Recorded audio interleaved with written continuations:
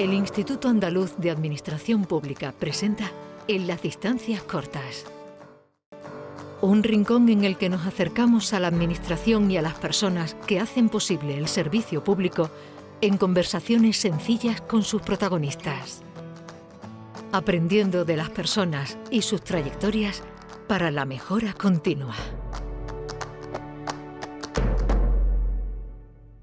Hola, mi nombre es Alex Fidalgo, seré vuestro chofer en este viaje apasionante que empezamos ahora y lo iniciamos acercándonos, conociendo en las distancias cortas a Delia Ferreira, presidenta de Transparencia Internacional.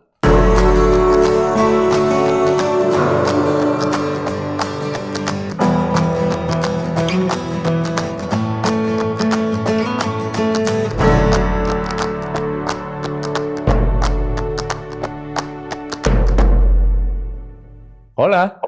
Hola, ¿qué tal? ¿Me escuchas? Te escucho estupendamente, Delia. Qué bueno, qué bueno. Un gusto hablar contigo. Igualmente, muchas gracias por aceptar la invitación y por ser la madrina de este proyecto tan ilusionante que vamos a llamar En las distancias cortas. Pero muy bien, no sabía que iba a ser la madrina. ¡Qué honor! Eres la madrina, eres la primera protagonista. Ah, perfecto, qué bueno. Yo leí la idea de lo de las distancias cortas y eso me pareció muy bien, pero no sabía que lo estaban lanzando ahora. Sí. Antes de nada, ¿de tú o de usted? Porque ya me estoy tomando unas No, confianzas. de tú o de, yo te diré de vos. Bueno, claro. Pero sí, hagámoslo informal. Antes de nada, Delia, Sí. ¿puede ser que tengas ascendencia gallega? Sí, por algún bisabuelo, digamos. Mi abuelo era de Castilla, Ajá, el abuelo Rubio. sí.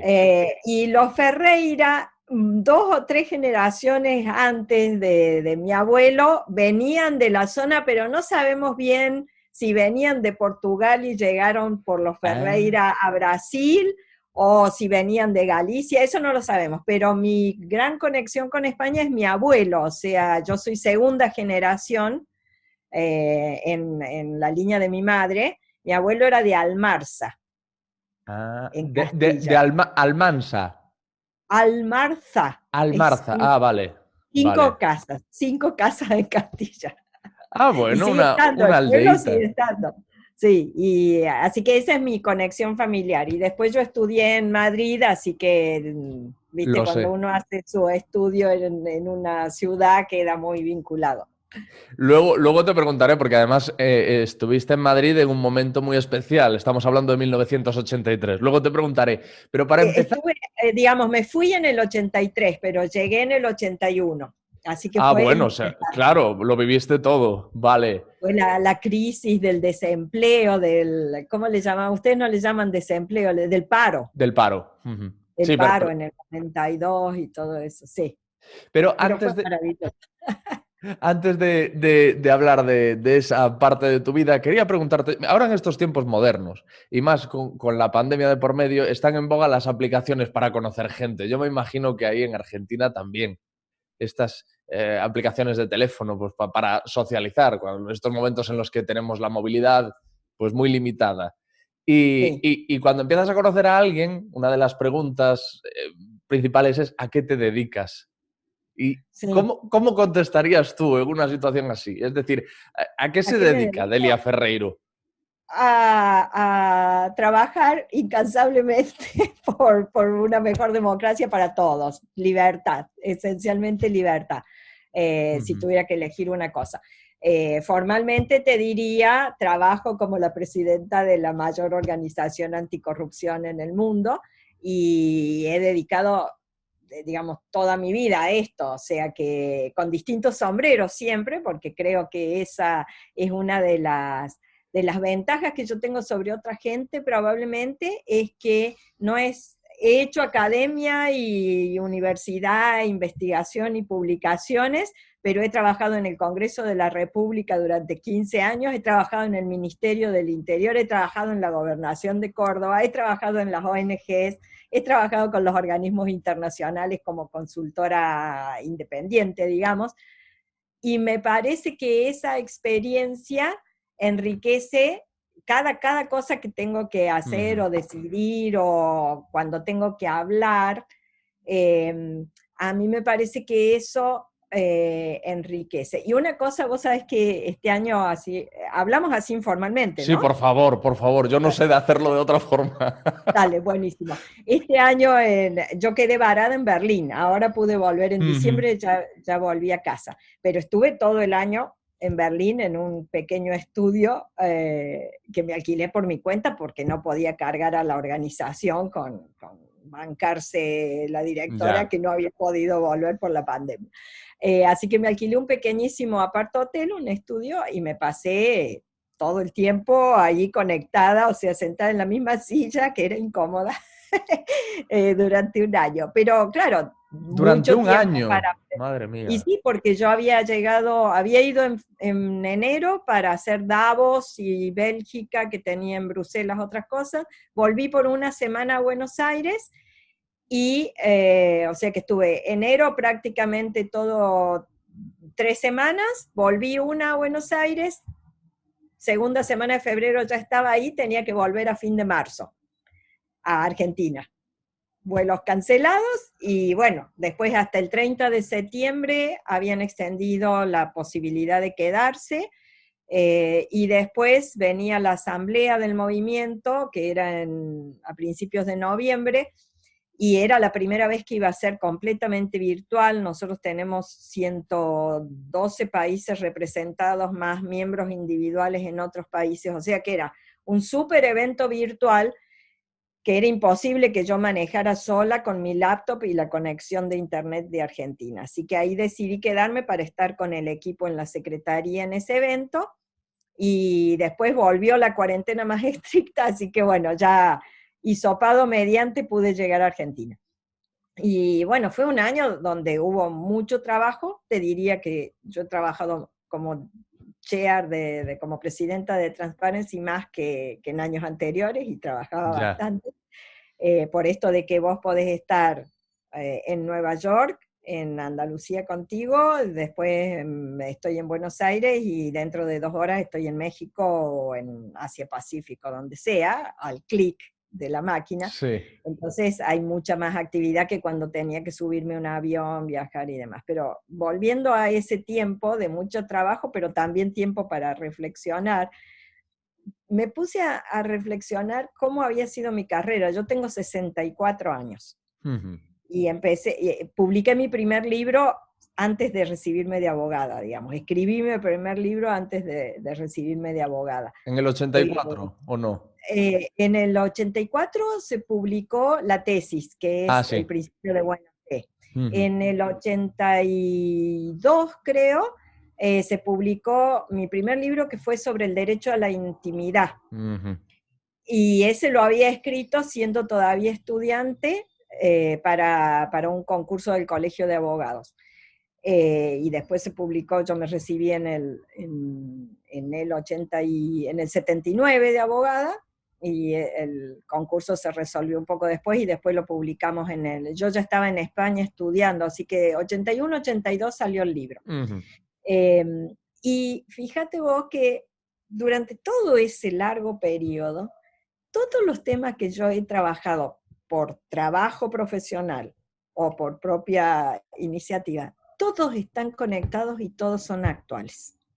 Porque, te digo, el primer libro, había escrito cosas cortas sobre derecho, que era mi formación, y obligaciones y derechos reales, o sea, propiedad, esas cosas Sí. muy formales, usufructo, pero también había trabajado mucho en filosofía de los valores cuando estudiaba, hice mi profesorado de lenguas, y una materia era filosofía, y ahí trabajamos en valores.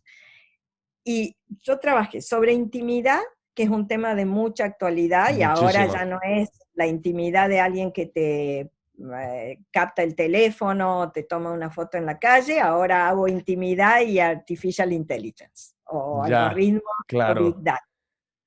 Los valores siempre han estado en la base de todo, porque cuando los reducís, por ejemplo, el año pasado nuestra conferencia anticorrupción, la bianual, era Trust, Truth and Transparency. Y otra vez era construcción de confianza sobre la base de valores y la discusión sobre qué ha pasado con los valores de lo que está bien y está mal en una sociedad que admite la corrupción como una cosa normalizada, digamos. De que los valores siguen estando ahí. Los principios de gobierno transparente y gobierno democrático y elecciones limpias y financiamiento de la política, que ha sido otro tema donde yo he seguido escribiendo desde que volvimos a la democracia en Argentina, y me tocó estar en la organización del primer recambio democrático de presidentes en la Secretaría de Asuntos Institucionales del Ministerio del Interior, y ahí me tenía que encargar del financiamiento de las campañas, de financiar las campañas con el dinero público, o sea que todo lo que yo revisaba tenía que ver con eso, a raíz de lo cual, por supuesto, mi mentalidad de research se puso a estudiar y empecé a publicar sobre financiamiento de la política. Otro tema que sigue estando en la agenda de todos los países, cambiando temas, porque avanzamos un poquito, cambiamos algunas leyes, hacemos más transparente algo y aparece otra ventana de oportunidad. O sea que yo creo que es un privilegio para mí haber podido hilvanar todo lo que he hecho desde que empecé a estudiar o desde que conversaba sobre política en la mesa familiar. El otro día hablando de los sistemas electorales, y acá estamos volviendo a discutir cosas ridículas, pero las estamos volviendo a discutir en Argentina, y le comentaba a un periodista que mi primer trabajo sobre sistemas electorales fue cuando volvimos a la democracia en el 73. Yo estaba en 5º año del secundario, el último año, y vengo de una familia política, abuelo diputado, padre funcionario, bisabuelo fundador del partido de la Unión Cívica Radical, el partido de Alfonsín, o sea que muy, muy política. En mi casa se hablaba de estos temas en la mesa, desde que yo tengo memoria en la escuela primaria, cuando fue el golpe contra Ilia, esos eran los temas de conversación.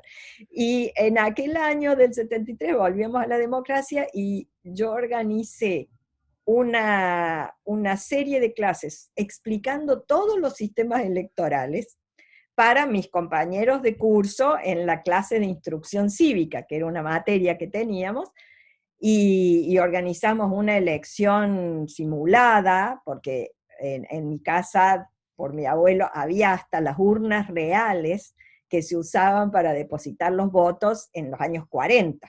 ¿Y lo tenías en casa? Estaba en el garage de mi abuelo. Entonces yo saqué la urna de madera, una cosa antediluviana, pero estaba en el garage de mi abuelo, así que fui con eso y habíamos hecho los votos con el equipo que trabajaba, de colores, distintos partidos. Después explicamos cómo se distribuían las bancas en la Cámara de Diputados de la Nación, cómo se elegían los senadores, porque ese era el tema nuestro de volver a la democracia ese año, aunque no votábamos todavía en esa edad, porque nos faltaba años, teníamos que tener 18 para votar, pero bueno, o sea que ese tema, después de las elecciones, se transformó en otro tema sobre el que escribí, hice charlas, asesoré gobiernos, asesoré partidos, o sea que he sido muy afortunada en eso, y además me apasionan esos temas, entonces es un placer, quisiera tener más tiempo para hacer más de eso. Has sido afortunada, como dices, que es un privilegio para ti el poder hilvanar todo lo que has ido aprendiendo y en lo que has ido trabajando y que siga vigente a día de hoy, pero a la vez y paradójicamente es triste que siga vigente a día de hoy, ¿no?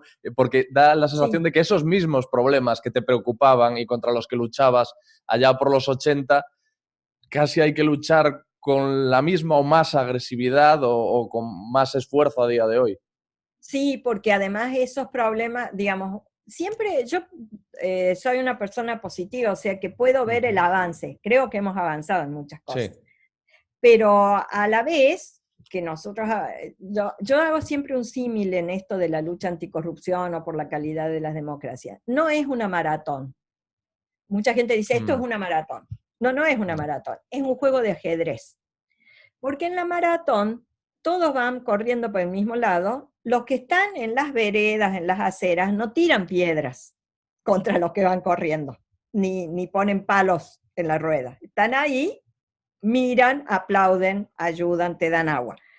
En esta lucha no es así, porque hay gente que no está interesada para nada en estos valores, que quiere usufructuar el poder indebidamente, que quiere ganar las elecciones como no se debe, que quiere comprar decisiones a través del financiamiento de los partidos. Entonces, lo que vos tenés es, vos movés un paso con las piezas blancas, por decir de alguna manera.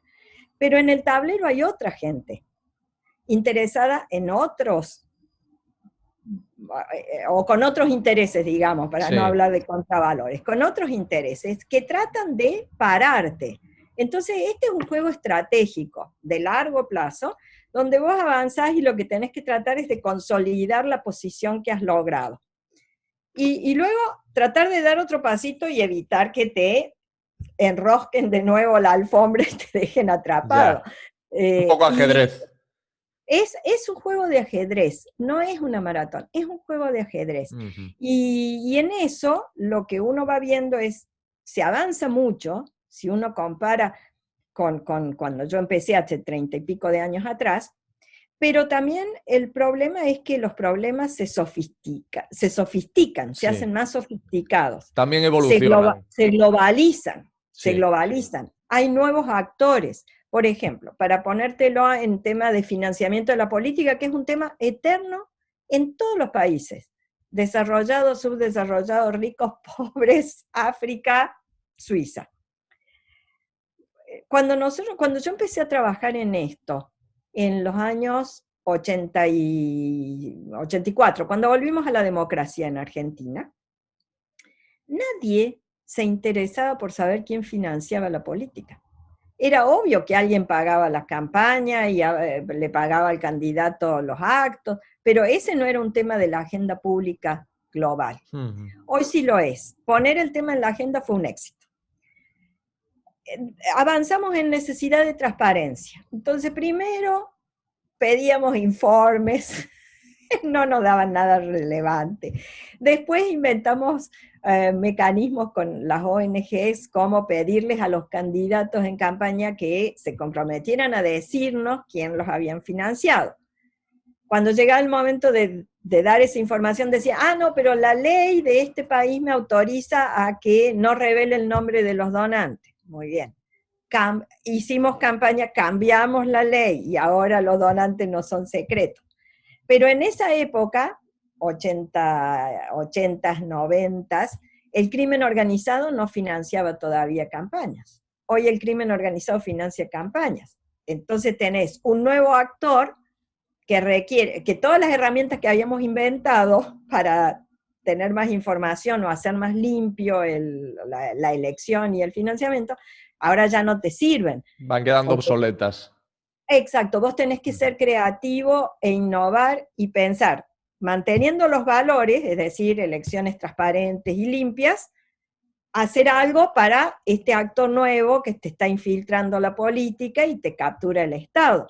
Porque, digamos, vos, por ejemplo, si querés controlar, que fue uno de los objetivos en los 80, que las grandes corporaciones o las grandes fortunas no te controlen un gobierno, porque han financiado la campaña y después pasan la factura, claro. Tendrías que, poner una ley que dijera las empresas pueden aportar hasta tanto, o, como ha pasado también, las empresas o las personas jurídicas no pueden aportar nada, solo pueden aportar los individuos, que son los que votan. Cualquier modelo que vos quieras. Y eso, por ejemplo, a un CEO de una empresa internacional le hace cosquilla, porque cuando viene el candidato a pedirle plata, el CEO se da vuelta, le pregunta al de legales, o al de compliance ahora, y esos le dicen, no, la ley dice que usted no le puede dar nada, por favor, nos vamos a meter en un lío, etcétera. Entonces el tipo se para. Ahora, imagínate el candidato que va al cartel de droga X y le pide plata. O imagínate al dueño del cartel o al capo mafia que va y le dice al candidato, estate tranquilo, yo te pongo los millones que necesites para tu campaña. Luego viene A la ese, factura también. Luego hay a factura ese también. viene la factura es peor que la otra, Claro, pero además a ese capo mafia, que la ley diga que no se puede financiar, le importa un rábano, claro, porque este señor hace del delito su actividad profesional. O claro. sea, estar fuera de la ley es como una cosquilla, al contrario, puede ser un incentivo. Y la factura viene, pero eso también ha cambiado, porque la factura que te venía cuando una superempresa o una multinacional controlaba un gobierno, lobby mediante y campaña mediante, vos podías tener intereses económicos orientados, ventajas en contratos, nombramientos, a veces te ponían el ministro de Economía, por ejemplo, y te generaban un conflicto de interés que quedaba tapado, pero no ponías en riesgo la seguridad de la vida de los ciudadanos. Ahora, cuando un capo mafia con su Claro, organización te controla el gobierno, eso significa, por ejemplo, como ha pasado en México, que algunos de los partidos firmaban con los carteles de la droga documentos que se conocen como la Pax Mexicana. Y eso significaba que usted me financia mi campaña, yo voy a hacer la vista gorda, no voy a perseguir, pero usted se compromete a no vender drogas a 200 metros de una escuela, por ejemplo, o usted se compromete a que periódicamente me va a dar algún dato que permita que mis fuerzas policiales, cuando yo sea gobierno, puedan hacer un superoperativo agarrando un camión que transporta droga en la mitad de una ruta. Y entonces yo hago como que hago, claro. usted defiende su negocio y pierde un poquito de droga, ya verá usted qué dato me da, y más o menos andamos. Y si usted tiene que liquidar a algún contrincante, lo liquida y bueno, la justicia, usted sabe qué ineficiente que es. Ya. Esas cosas se pactaron por escrito en algunos países. Y hablas de la droga y hablas del tráfico Pero, de seres perdona, Adelia, humanos.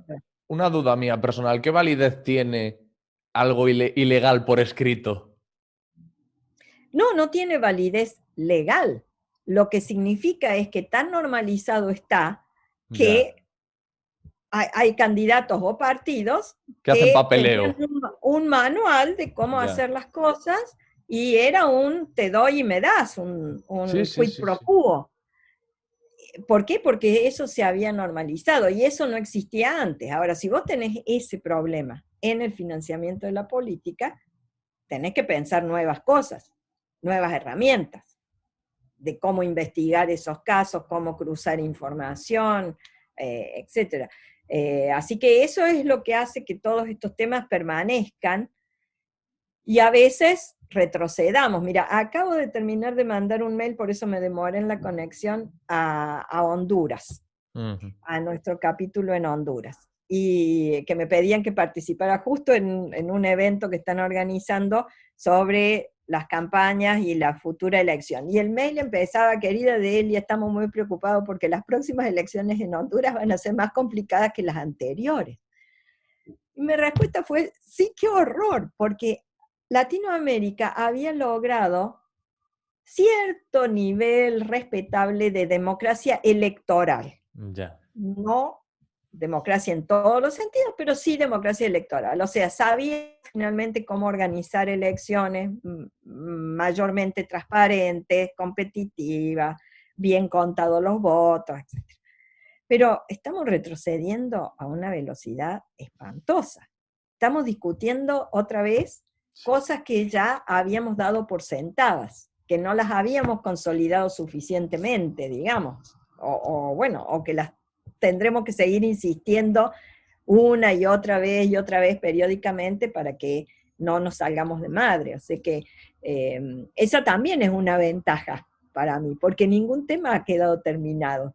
Entonces, yo puedo volver fácilmente a lo que ya dije, ya escribí, ya investigué y ya tengo sólido, digamos, Hay temas, por ejemplo, en la agenda anticorrupción que mucha gente joven tiene que empezar a estudiar de cero, y entonces si le dicen en medio de un panel, te hacen una pregunta sobre algo súper moderno de inteligencia artificial conectado con intimidad, protección de datos y demás. Si no lo has estudiado primero, te cuesta mucho hilvanar una respuesta. Ahora, si vos has tenido la oportunidad de haber estudiado las bases de eso, los principios, los valores que están en la base del problema, antes, eso te facilita muchísimo la tarea para ayornar la discusión, digamos, y para ayornar tu participación en la discusión de la agenda global. Y mantener esos temas te da una ventaja astronómica, digamos, porque no tenés que empezar de cero. Ya, pero tiene que ser un poco frustrante también, ¿no? Que lo que parezca que se ha conseguido se vuelva a venir abajo y haya que volver, como esto que comentas en Honduras, que las cosas todavía... Tiene que frustrar un poco. A mucha gente sí, a mí no me resulta frustrante, y vos sos muy joven, y ese tipo de comentarios siempre lo escucho, sobre todo en las ONGs, que hay gente muy joven, mucho más joven que yo, por supuesto. Y yo creo que tiene que ver con un cambio de cultura en el mundo, donde hay necesidad de ver impacto y resultados más rápidos. Ya. Los millennials son fatales en eso, porque si vos en 6 meses no has cambiado el mundo, se sienten deprimidos, porque no han hecho impacto. Y en estas cosas te lleva tiempo. Esto es un trabajo para gente perseverante y paciente, las dos cosas. Necesitas paciencia, pero necesitas seguir machacando y machacando y ayornándote. Y entonces, si vos tenés la capacidad de ver la película, y no las últimas 3 fotos, digamos, o los últimos 3 cuadros, te deprimís menos. Ya. Porque alcanzás a ver que algo se ha avanzado. No estamos igual que cuando empezamos, pero tenés que estar atento, tenés que ser perseverante. Y aguantarte el largo plazo, porque muchas de estas cosas, por ejemplo, nosotros acabamos de aprobar nuestra estrategia para los próximos 10 años, que después ya está publicada, o sea que la podés mirar en la página, o te la manda Leticia si la querés ver. Y ahí, bueno, fue una discusión que organizamos en 2 etapas. Una primera, que fue una discusión de nuestra visión 2030, que se hizo antes del COVID, en el año anterior. Y sin embargo, con el COVID, que fue el año donde desarrollamos la estrategia, digamos, muchas de las cosas que habíamos visto y detectado hablando con mucha gente en el mundo, se hicieron, o se aceleraron, o se hicieron más patentes. Las respuestas autoritarias, la concentración de poder, la digitalización como el ambiente, y vaya si nos hemos acelerado en eso. O sea que en ese proceso, por ejemplo, y cuando tratamos de ajustar los objetivos concretos, yo creo que estoy muy satisfecha de un objetivo que a todo el mundo le parece muy largo plazo, que es reconstruir los consensos valorativos en la sociedad y lograr que la sociedad toda se reconstruya, porque esa es la palabra, reconstruya los consensos sobre los que se va a basar toda la otra tarea, que es qué está bien y qué está mal. Así de simple, para llevarlo bien. ¿Está bien robar? No. ¿Está bien matar? No. Bueno, pongámonos de acuerdo de nuevo sobre esas cosas, porque si no llegan al gobierno y robar para el partido o para el bolsillo personal o para los amigos, pareciera que la sociedad se olvida que eso está mal y lo sigue votando, o vota a otros que resultan lo mismo porque nadie les exige ese nivel de ética pública, digamos, o de integridad personal.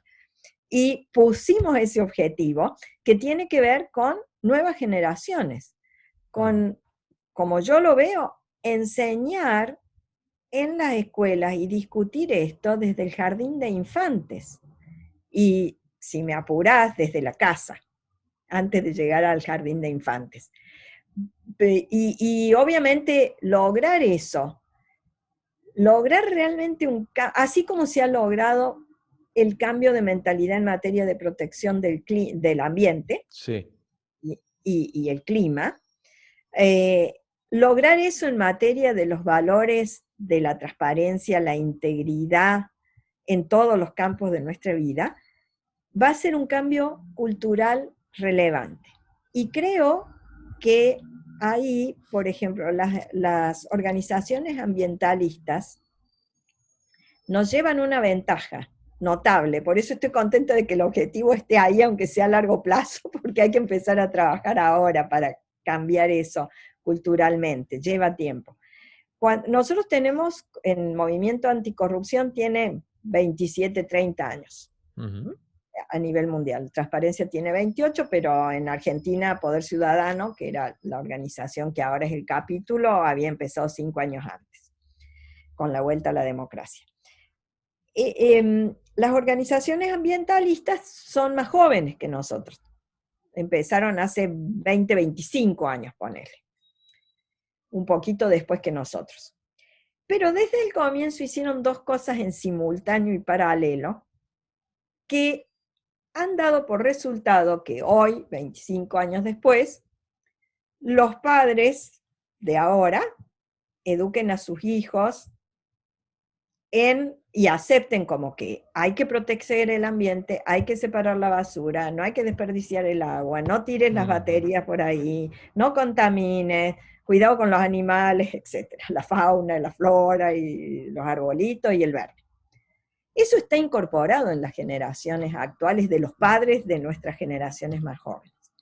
Porque esos movimientos empezaron con dos acciones claras.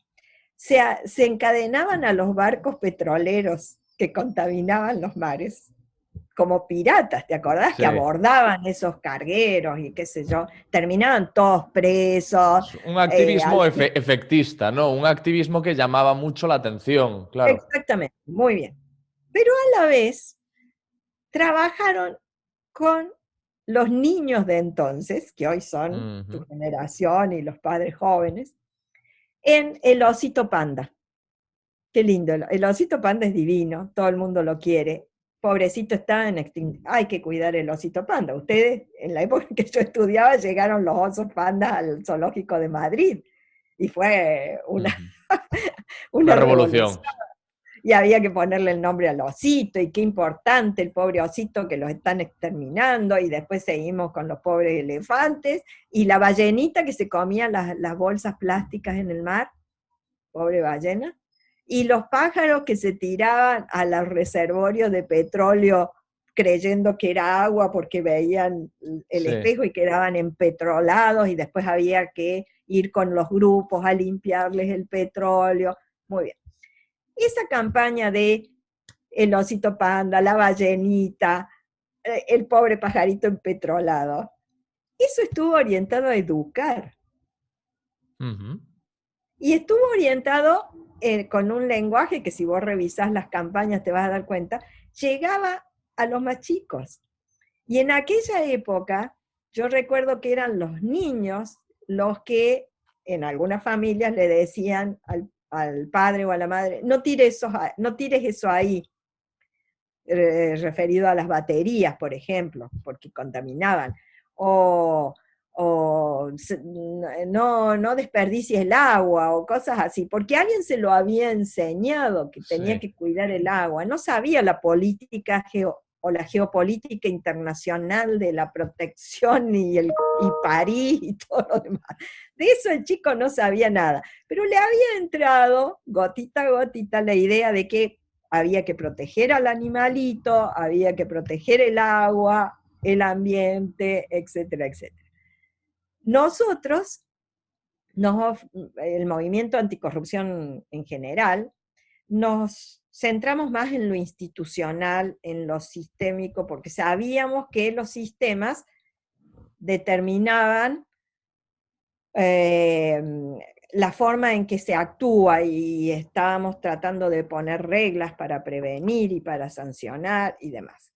Ahora, el tema de la educación a los niños no lo hicimos. En todo caso, educamos a los futuros funcionarios. Ayer tuve una entrevista con alguien importante y hablábamos de esto de la estrategia y surgió el tema de la educación. Alguien le preguntó sobre la educación. Y dijo, sí, yo estoy trabajando en un MBA de compliance, y sí. Es tarde. Las escuelas de administración pública que enseñan ética a los funcionarios, es tarde. Si ese funcionario no mamó los valores cuando era chiquito, no los va a aprender de memoria porque les digas que la ley de ética pública dice que no puede contratar a los parientes, no puede usar en beneficio propio los recursos del Estado, o al empresario que en el MBA, después de la universidad, le enseñes que compliance existe y que tiene que operar en ese contexto. Es tarde, está bien, eso hay que hacerlo, se está haciendo, hace bastante que se hace, pero es tarde, por eso no se ha logrado el cambio cultural, porque es tarde, no lo hemos embebido en la cultura de la escuela. En la India, por ejemplo, tenemos casos en que el maestro, para ponerle una buena nota al alumno o aprobarlo en una prueba, digamos, en la escuela primaria, les pedía a sus alumnos de 7 años que le llevaran una tarjeta prepaga de teléfono celular. Entonces, el chico sabía que tenía que volver a la casa y pedirle al padre que comprara una tarjeta para darle a la maestra para sacar una buena nota. ¿Vos crees que ese niño, en ese contexto, puede transformarse el día de mañana en el presidente más limpio del país? Imposible. No, porque Sería como un ya lo milagro. llevan el ADN prácticamente, ¿no? Recibiendo eso desde tan pequeño Claro. Eso es complicado.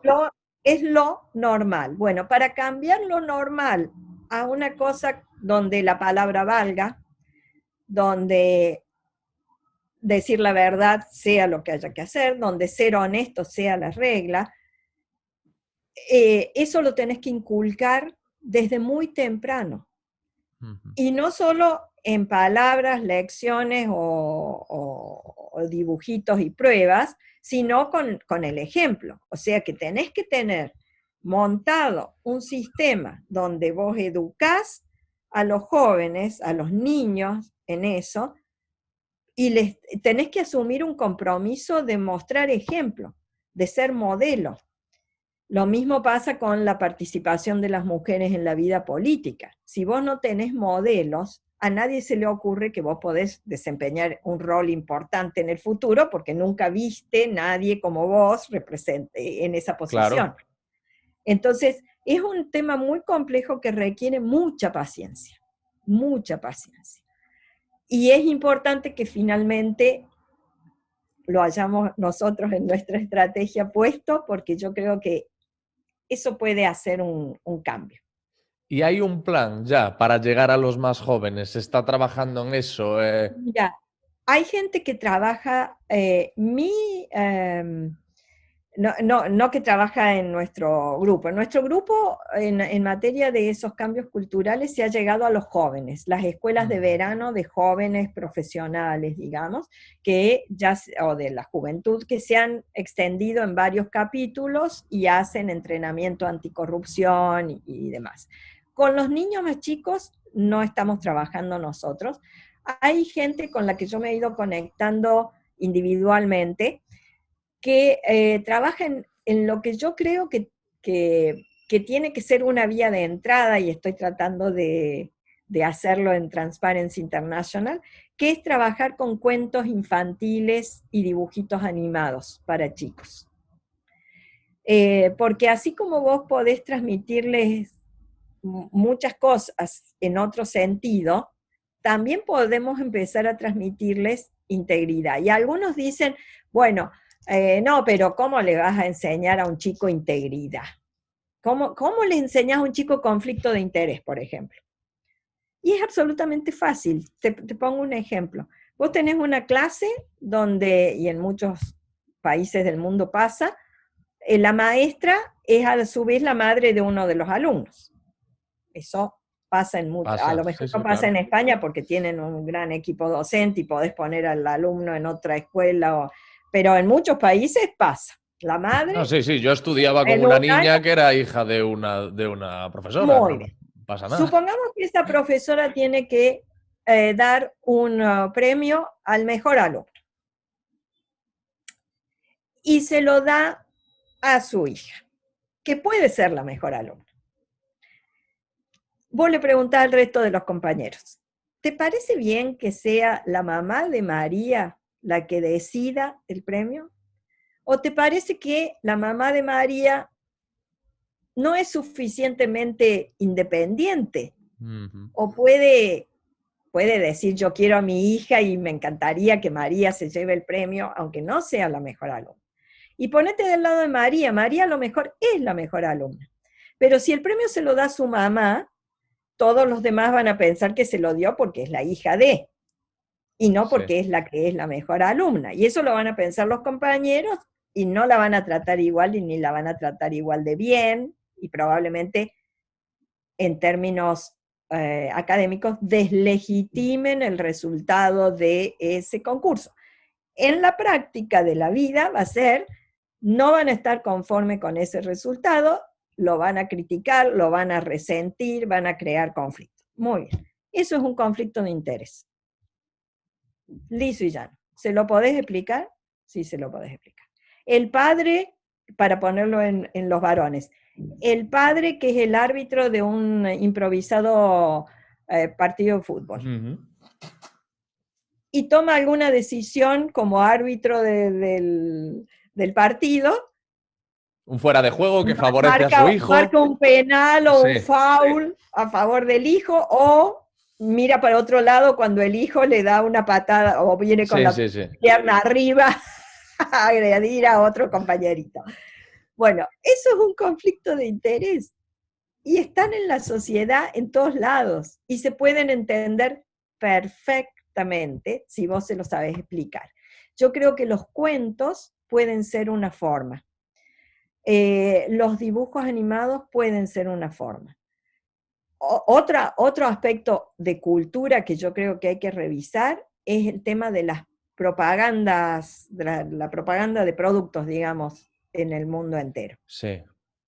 Hace años había una propaganda de una petrolera muy importante que tenía, viste, esas promociones que regalaban algo a cambio de los litros de combustible que Sí. cargabas, Con una autitos, tarjeta o algo así, sí. claro, o autitos, te daban un Sí. autito de juguete o lo que fuera, o un balón de fútbol, cada tanto. Había una propaganda en Argentina de esa empresa en los años 90 que consistía en lo siguiente. Sonaba un teléfono de los fijos, atendía un niño y del otro lado se escuchaba, ¿está tu papá? Y el chico decía, ¿y usted quién es? Y repetía en voz alta el nombre, señor Sánchez. Y el padre aparecía en escena haciendo, no por Dios, decirle que no estoy. El chico bajaba la bocina del teléfono y le decía al padre, si me llevas a comprar un autito o a conseguir un autito, le digo que no estás. El padre decía, sí, sí, apenas terminemos, vamos. No, señor, mi papá no está, adiós, colgaban y salían hacia la estación de servicio. La cantidad de disvalores que había en esa Claro. publicidad, Lo no te estaba puedo pensando. explicar, porque era el hijo extorsionando al padre, el padre pidiéndole que Utilizando al no, hijo. Claro, el padre utilizando al hijo. utilizando el hijo como cómplice. Era un horror. Pues traté de decirle eso al jefe de asuntos institucionales de la empresa. No me entendió lo que les quería decir. La propaganda sigue estando y se usó con las distintas promociones, y como esa te puedo decir 1000 otras que fui descubriendo y guardando en mi carpeta de propagandas nefastas. No porque fueran intencionadamente malas. Querían ser graciosas, supongo. Reflejaban una realidad en muchos hogares. También, Sí. también. Pero si vos tenés una herramienta de comunicación como esa, bueno, ¿por qué no hacemos un concurso de gente que haga propagandas que transmitan valores y no disvalores? Porque eso entra en el chico más que cualquier cuaderno o clase que la maestra le pueda dar. Era la forma de conseguir el autito que quería. Ya. No, partiendo de esa Y base, eso claro, hace el complicas cambio mucho de las cosas. cultura. Sí, sí. Eh, Pero se y- puede hacer. Hay que empezar. hay que empezar. Yo estaba pensando, precisamente por empezar, por el principio, te iba a preguntar cómo le explicas a un niño lo que es la corrupción, pero te voy a pedir que me lo expliques a mí, porque es que yo creo que tampoco tenemos una definición, la gente de a pie tiene una definición clara de lo que es la corrupción. Pensamos en políticos, pero es que la corrupción puede estar en todas partes, tiene unos tentáculos eternos, ¿no? La corrupción en general, bueno, nosotros tenemos una definición que es el abuso del poder que te han concedido en Eso es. beneficio personal, bla, bla, esa ya la sabes.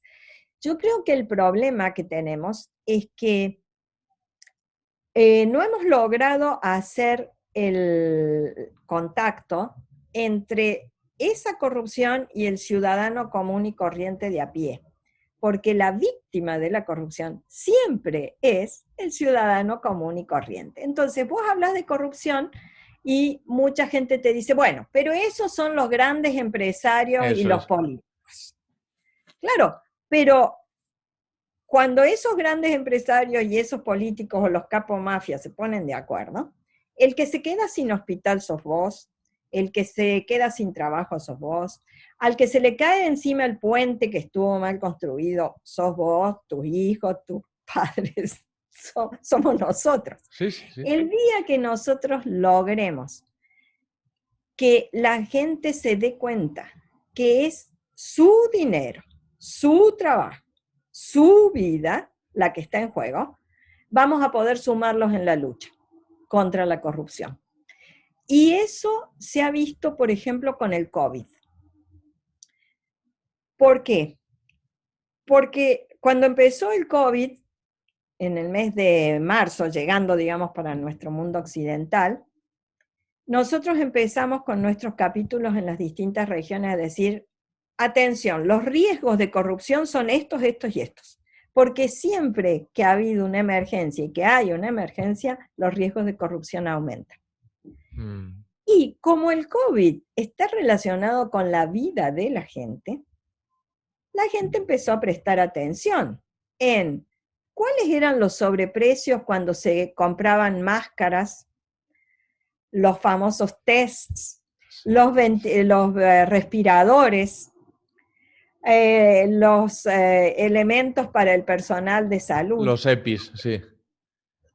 ¿Qué pasaba cuando los EPIs no llegaban a los médicos? Y entonces los médicos salían y decían en los reportajes, no, yo estoy trabajando con mi guardapolvo de siempre y me pongo esta máscara que yo me fabriqué con una media porque las máscaras se han acabado.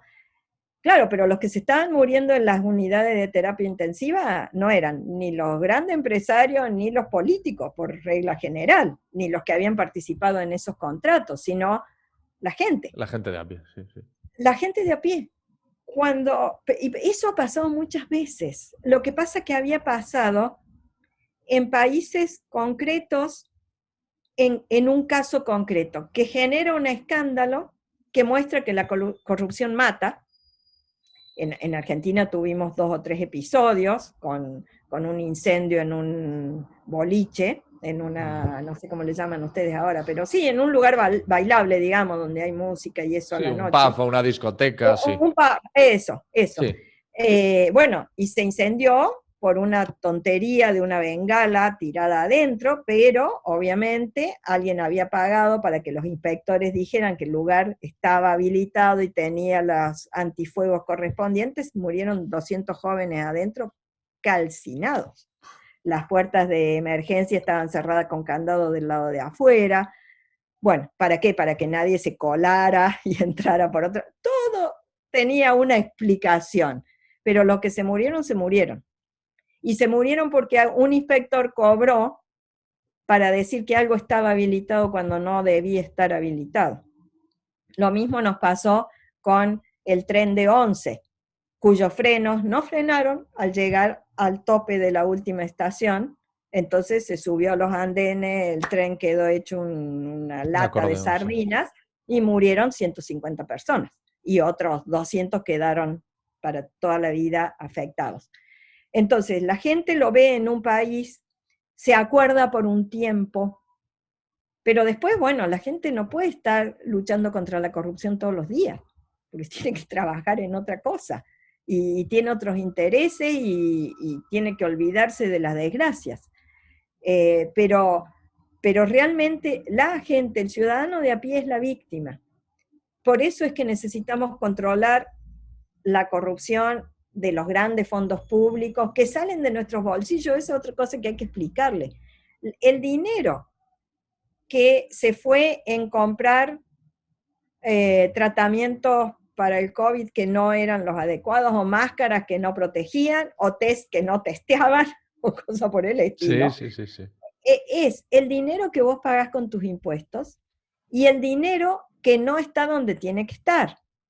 Porque una cosa que descubrimos este año, nosotros vinculamos este año nuestro índice de percepción de corrupción, famoso todos los años a principio de año, y eso lo venimos haciendo desde que yo asumí la presidencia de Transparencia, vincular el índice, no solo dar el número, sino vincularlo con algún tema. Empezamos con democracia hace 3 años, y después hemos ido trabajando integridad política, libertad de prensa, cómo se correlacionan los números de corrupción con esos otros valores. Sí. Y este año lo hicimos, corrupción vis-a-vis COVID o respuestas al COVID.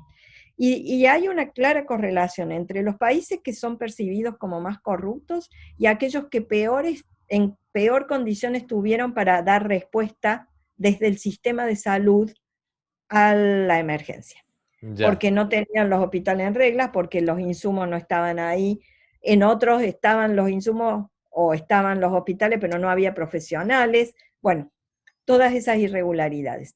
Y también lo correlacionamos con cómo muchos estados recurrieron a medidas avasalladoras de los derechos individuales en grado extremo. Autoritarias, ¿no? Autoritarias completamente. Y hay una clara correlación estadísticamente significativa, para hablar propiamente, entre los países percibidos como más corruptos y aquellos que recurrieron a esas medidas más autoritarias. Van en paralelo. Sí. Son los mismos. Y esa correlación muestra que los que terminan perdiendo somos nosotros, que pagamos nuestros impuestos y que no tenemos los servicios que tenemos que tener. Y ahora, bueno, me viene preocupando desde el mes de junio, pero ahora estoy muy preocupada con el tema de las vacunas. Yeah. Sumamente preocupada. Porque no hay transparencia, no existe la transparencia que necesitamos en materia de vacunas. Europa lo ha visto con los contratos, y viste que la Comisión Europea publicó redactado algunos de los contratos, pero lo que ha primado es, esto es confidencial. Yo acepto que si vos descubrís una vacuna, puedas mantener confidencialmente la fórmula de la vacuna.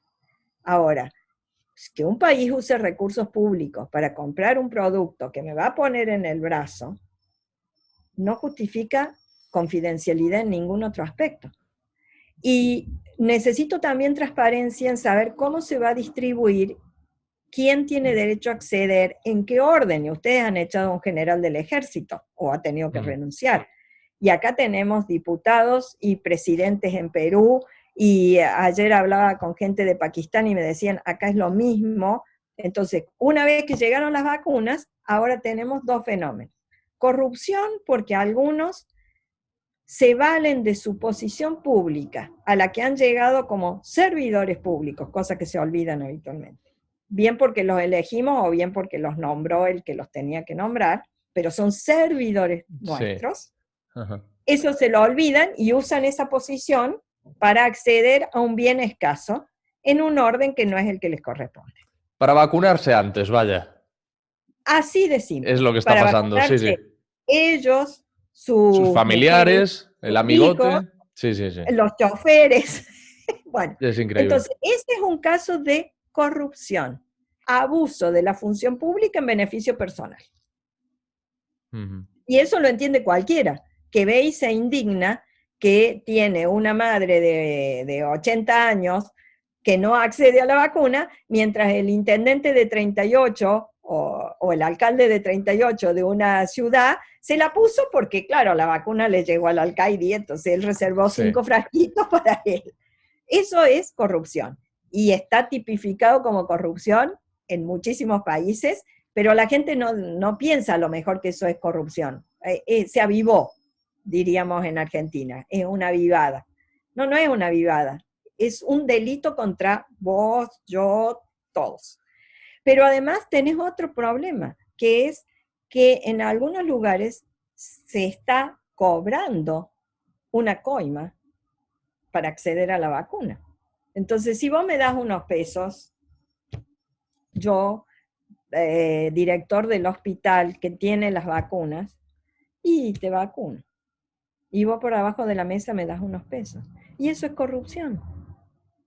¿Y a quién perjudica?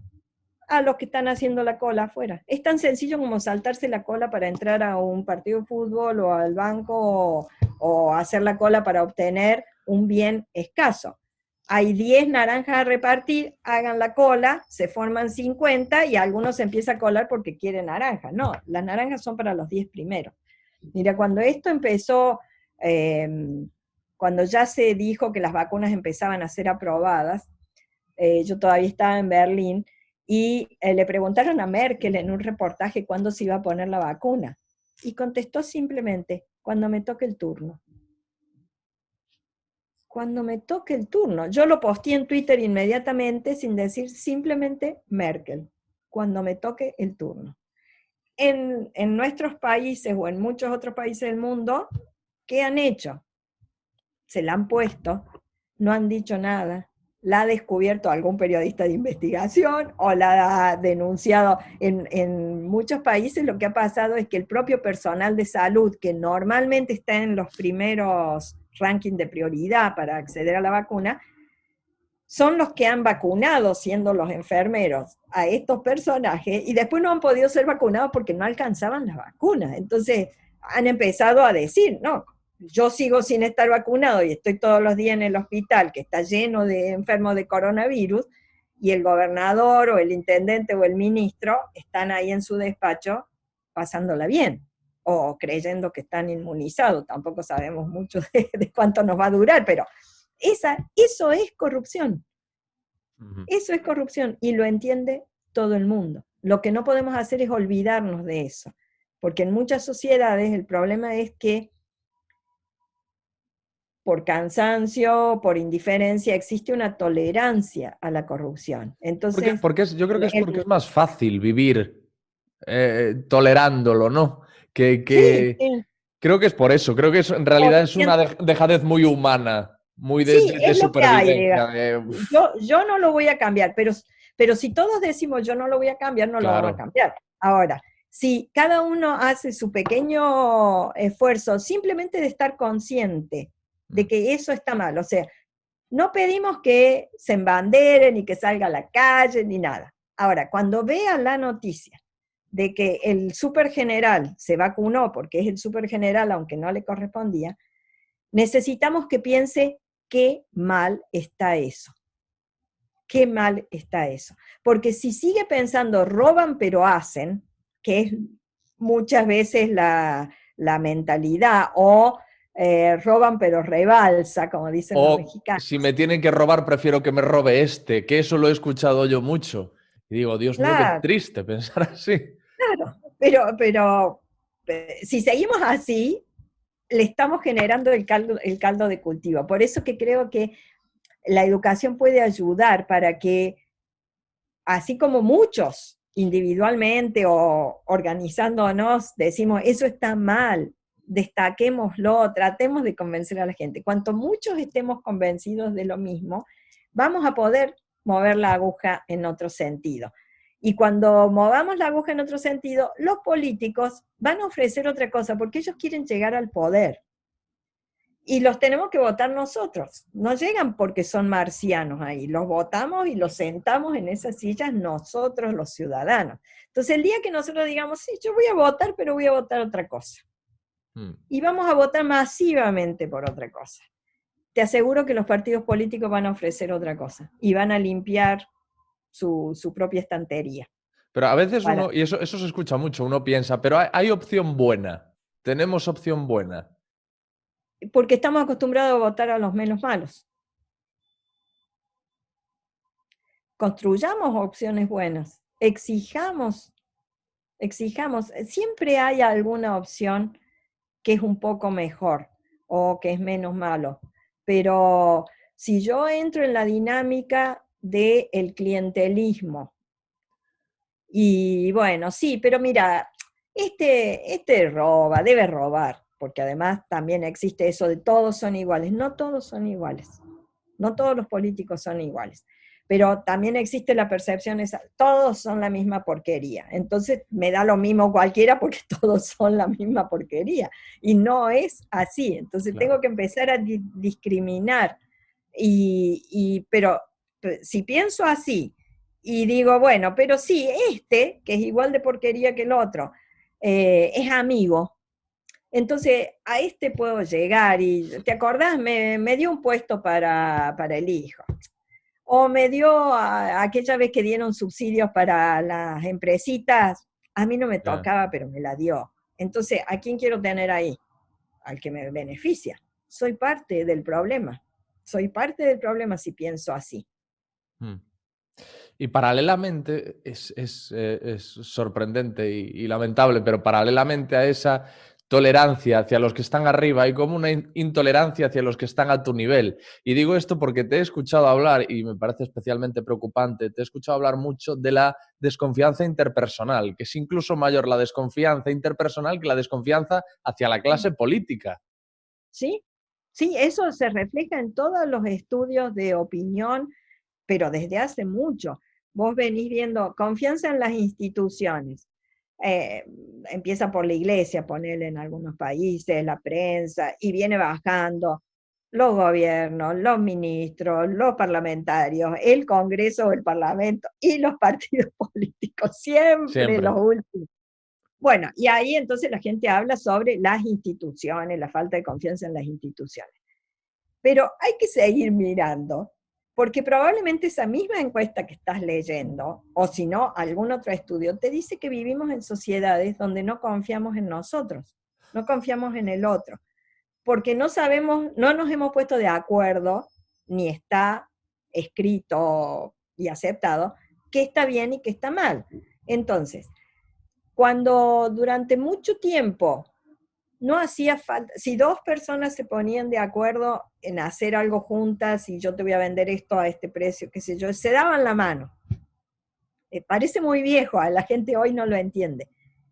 Pero ese darse la mano era suficiente para que acá había un acuerdo y las dos partes lo iban a respetar. Y yo sabía que el otro iba a respetar y el otro sabía que yo iba a respetar. Esa confianza estaba basada en que los dos sabíamos que no respetar eso era ilegal o era falto de ética. Y ese era un valor porque no estaba bien no respetar los acuerdos. Volviendo a lo simple de bien y mal. Bueno, y ese acuerdo tácito, porque nadie decía, bueno, fulano, vos pensás que está bien no cumplir tu palabra. No, yo no pienso. Eso no se discutía. Fulano y mengano en ese acuerdo sabían que era de honor cumplir la palabra. Lo daban por sentado. Ahora no se puede dar por sentado eso. Entonces tenés que firmar 520.000 cláusulas con el abogado correspondiente y estás sentado sobre alfileres todo el tiempo porque no sabes si del otro lado van a respetar, no van a respetar, te van a dejar colgado, vas a tener que ir a un juicio para hacer cumplir el contrato, etcétera, etcétera. Habría menos problemas si pudiéramos sentarnos a acordar lo que está bien y lo que está mal y aceptar que todos vamos a, sin necesidad de que haya una ley formal, vamos a aceptar ciertas reglas de juego y las vamos a cumplir. Pero como no podemos confiar en el otro, y de hecho, eso es lo que se refleja en los estudios, no hay confianza, porque hay desconocimiento, porque existe mucha percepción de que hay gente que engaña a otro en beneficio personal, porque yo estoy primero que todos los demás. Todas esas cosas hacen que no haya confianza entre las personas. Entonces, ¿cómo podemos pretender que después confiemos en el presidente de la República, o en el primer ministro, o en el presidente del gobierno, en el caso de ustedes, o en los legisladores? Es que la base de la pirámide ya está podrida, los que estamos abajo. Además, uno piensa que cuanto mayor sea la desconfianza interpersonal, necesariamente menor es la solidaridad. Obviamente, porque ¿cómo voy a trabajar en conjunto si no confío? Claro. Para que haya solidaridad tiene que haber confianza. Todos juntos en pos de un objetivo que a lo mejor me beneficia a mí, pero beneficia más al colectivo que a mí mismo. Claro. Pero para eso tengo que tener confianza, porque si me monto en un operativo solidario y no tengo confianza en el que está al lado, ni en el del otro que está 5 pasos más allá, bueno, tal vez no me monto en ese operativo. Claro. Tal vez no me sumo a esa iniciativa. Salvo que sea un Quijote, que los hay en el mundo por suerte. Pero el tema es, otra vez, que nuestros políticos, nuestros dirigentes, nuestros empresarios, no nacen del planeta corruptón, que es otra cosa que yo muchas veces repito. No son alienígenas que llegan y... No existe corruptón, noticia de último momento, cuando se descubren los planetas y eso, Sí. muchas veces yo tomo la imagen y la proyecto y digo, no es corruptón. No es corruptón.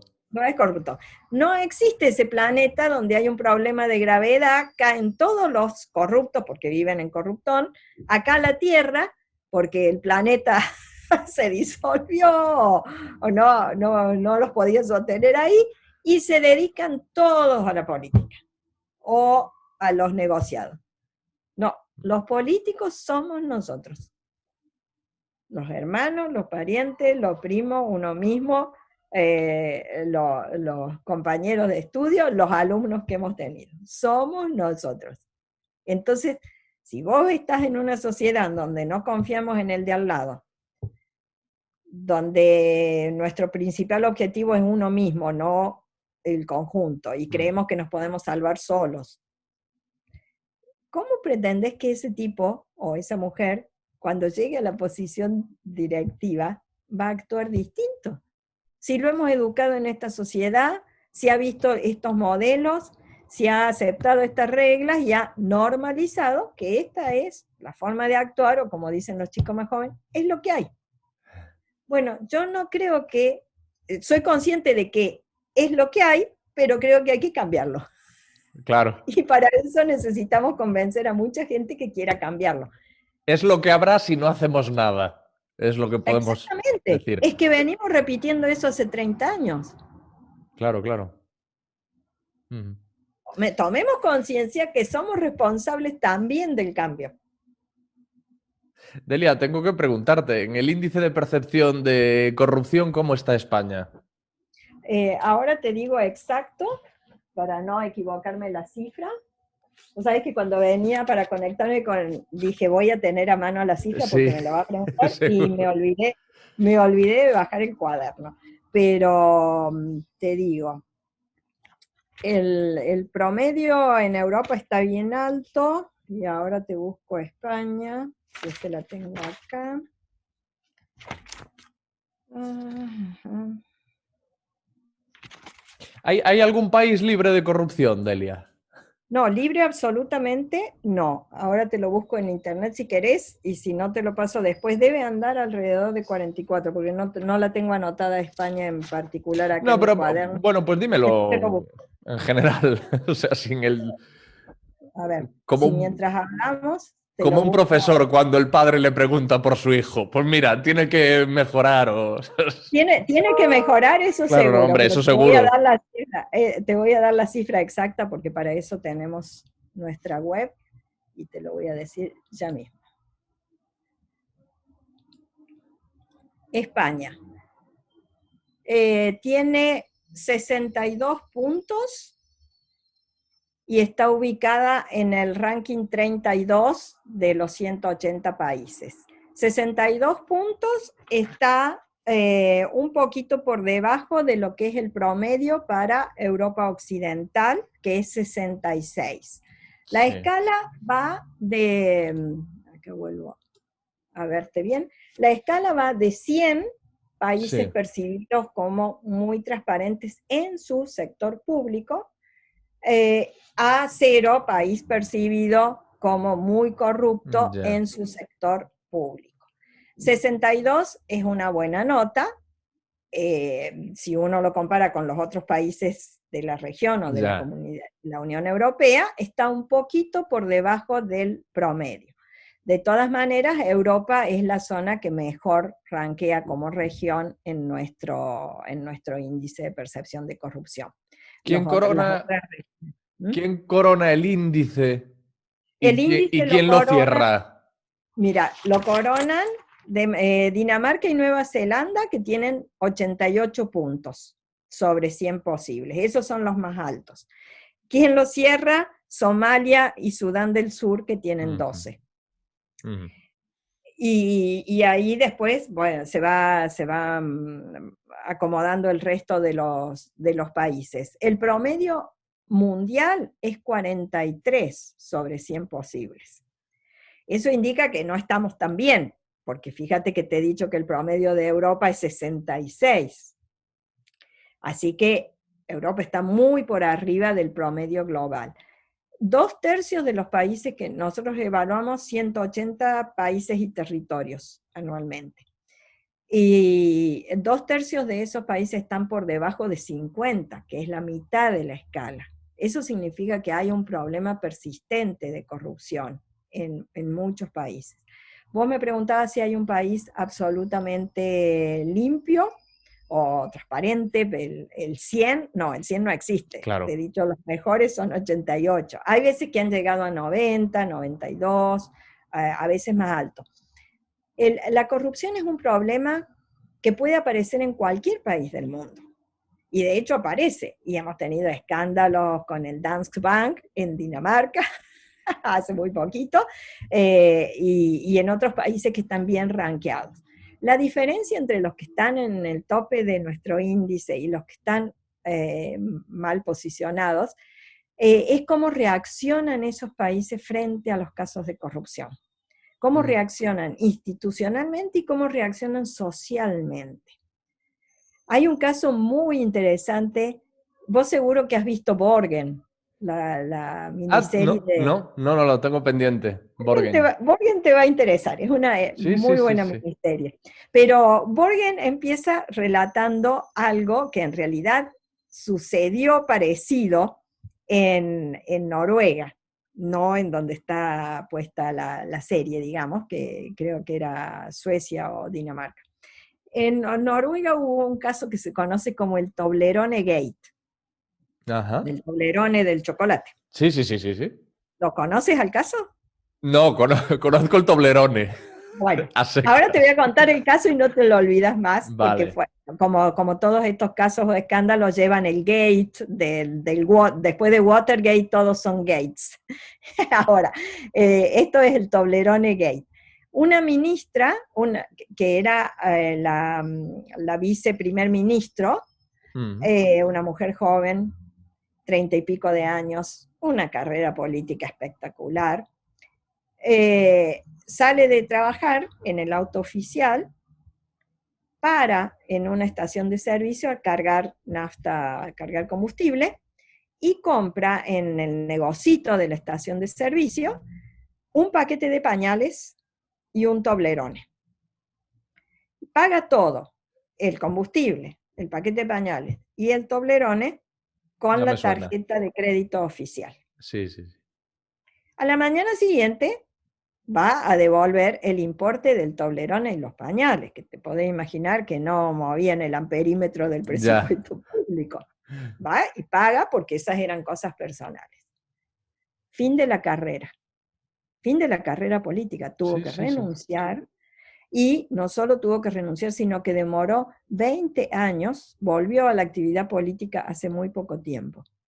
Pero su carrera política brillante se acabó porque es intolerable que un ministro use los fondos públicos con fines privados. Punto. La sociedad no acepta eso. Se acabó. La sociedad no acepta eso. Imagínate, porque después del Toblerone Gate tengo casos del Calzoncillos Gate, Ya. por ejemplo. Muchos gates. El Underwear Gate sucedió en Uruguay, otro país súper bien rankeado de los latinoamericanos, el mejor seguido de Chile. Y Uruguay tiene casi lo mismo que España, si no me equivoco. Uruguay tiene 71, Chile 67, para que veas en la comunidad de los países hispanoparlantes. Un vicepresidente de la nación, que había sido presidente de la compañía petrolera, de la compañía de combustibles de Uruguay, se descubre que siendo presidente de la compañía petrolera, que es una compañía estatal, había ido a un viaje de negocios y había comprado con la tarjeta de crédito de la compañía lo que algunos dijeron era un traje de baño, porque se habría olvidado de llevar la malla, digamos, para bañarse en la piscina, y otros dijeron que era un calzoncillo. Y así se conoció como el Underwear Gate. Bueno, cuando se descubre eso, el partido, y el señor ya era vicepresidente electo de Mujica, o sea, un partido de la izquierda, digamos, de la izquierda democrática. Sí. Muy bien. Se descubre eso, el partido decide que esto es una violación ética terrible. Y inicia una comisión de investigación de la falta de integridad de este funcionario que ahora era el vicepresidente de la República. Para evitar el escándalo y la sanción, el vicepresidente de Uruguay renuncia a la vicepresidencia de la Nación y a su puesto en el partido político. ¿Vos crees que en Argentina, no sé en España, en Argentina, no, ya sé por dónde algo similar hubiera pasado? Pero de ninguna manera. En Argentina tuvimos un caso buenísimo en el gobierno de Cambiemos, del presidente Macri, que obviamente llevaba la bandera de la anticorrupción y todo eso. Un ministro de Economía multimillonario, él, personalmente,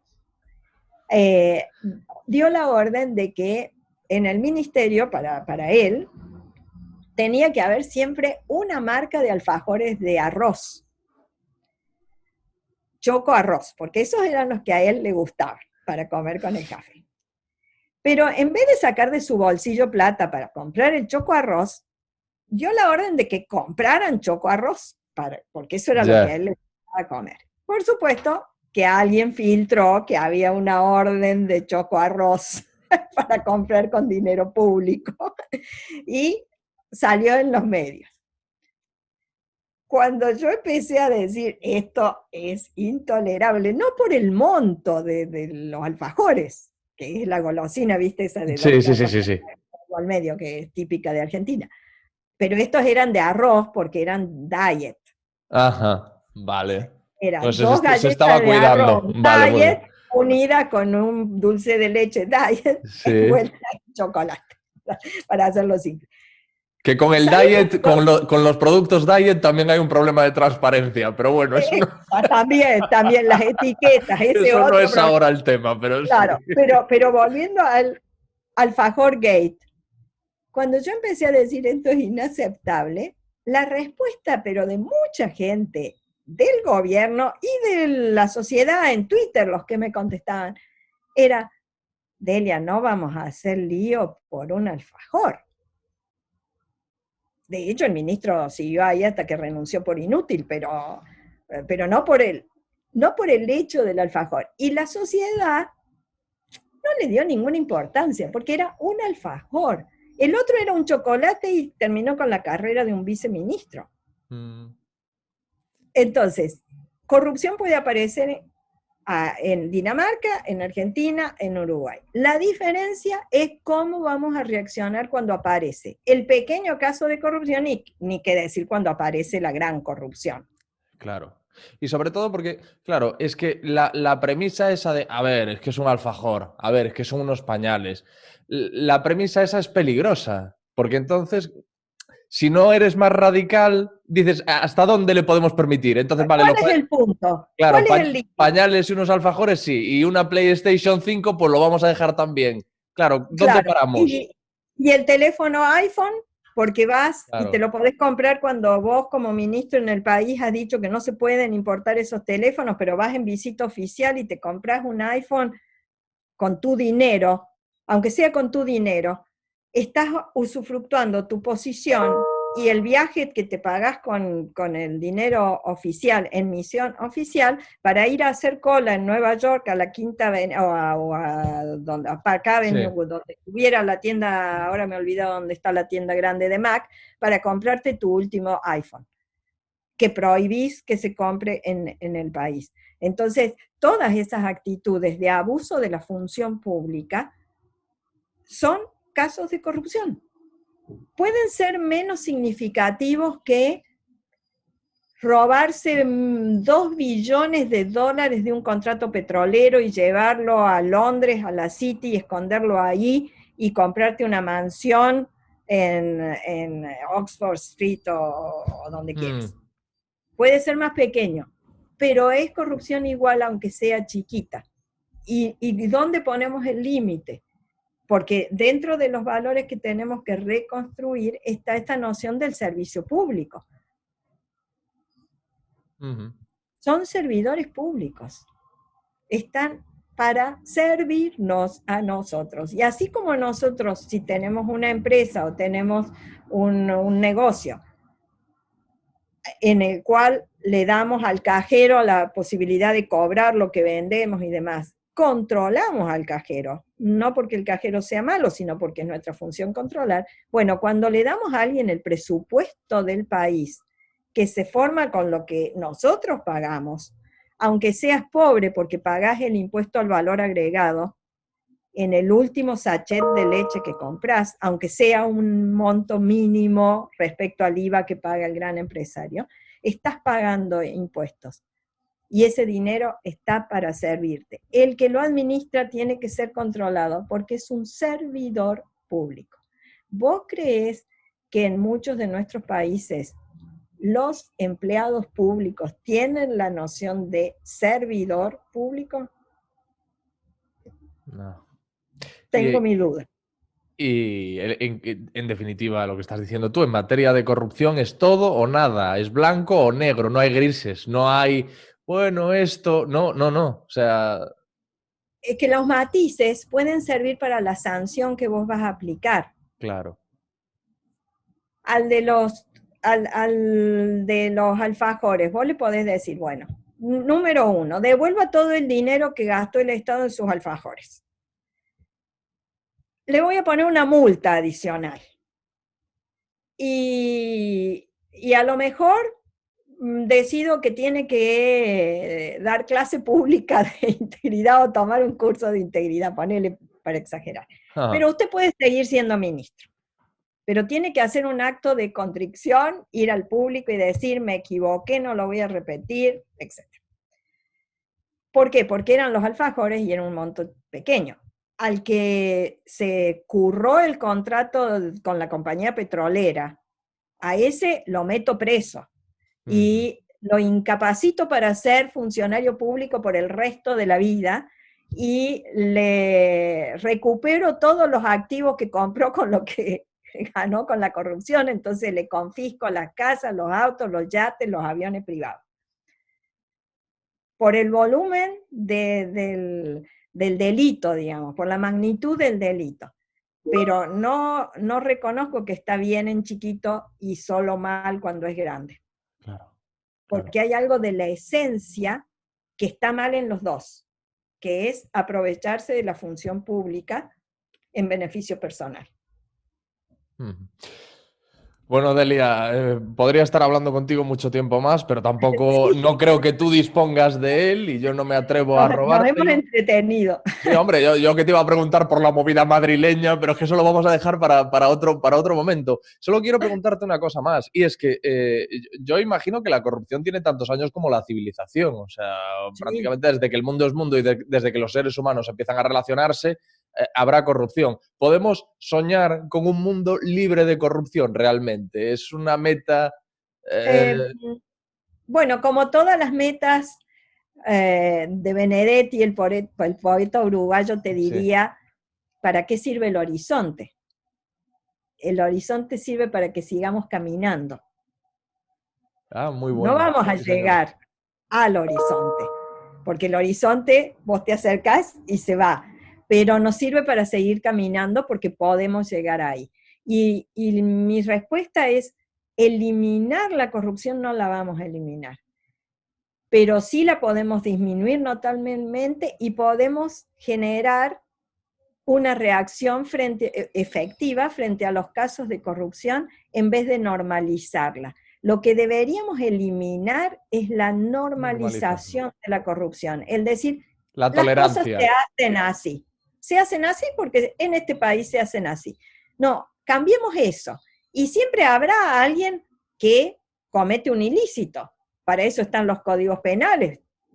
El código penal no es que quiera que la gente mate a otros, pero sabe que alguna vez alguien puede querer matar a otro y puede terminar matándolo. Bueno, entonces tenemos la sanción y tenemos un procedimiento.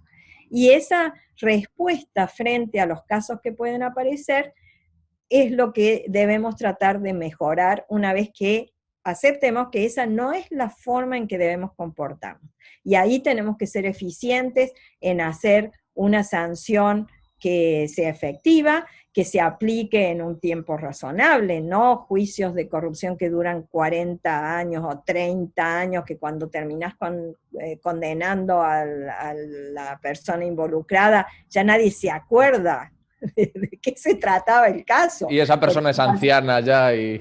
Claro, y encima es anciana, o se murió antes y entonces se extinguió la acción. Tenemos que tener procedimientos efectivos para saber reaccionar frente a la corrupción. Procedimientos efectivos institucionales y una reacción social. La no indiferencia. Yo hago siempre un símil que es simple y la gente se lo puede acordar. ¿Cómo se lucha contra la corrupción? Necesitamos más información, más integridad, menos impunidad y menos indiferencia. Es lo que yo llamo la fórmula de las 4 I. Con eso habremos avanzado. Pues muchísimas gracias, Delia. Me ha encantado hablar contigo, me ha parecido súper interesante todo lo que hemos comentado, han quedado muchas cosas en el tintero, pero oye, si esto sigue adelante siempre podemos volver a reunirnos. Cuando quieras, porque ha sido realmente un placer conversar contigo. Fue tan natural que no sabíamos si ya estábamos grabando o qué era esto, pero ha sido un placer charlar contigo, así que cuando necesites cualquier cosa o seguir conversando, a tu disposición. Y si querés datos o eso, mándanos un mail y Leticia se encarga de mandarte. Estupendo, pues muchísimas gracias, Delia. Ya gracias, te libero. Y un honor ser la madrina de las distancias, ¿no? En las distancias cortas, y el honor, por supuesto, es nuestro. Gracias por amadrinar el proyecto. Chao, chao. Un placer. Bye, bye. El Instituto Andaluz de Administración Pública presenta En las distancias cortas. Un rincón en el que nos acercamos a la administración y a las personas que hacen posible el servicio público en conversaciones sencillas con sus protagonistas. Aprendiendo de las personas y sus trayectorias para la mejora continua.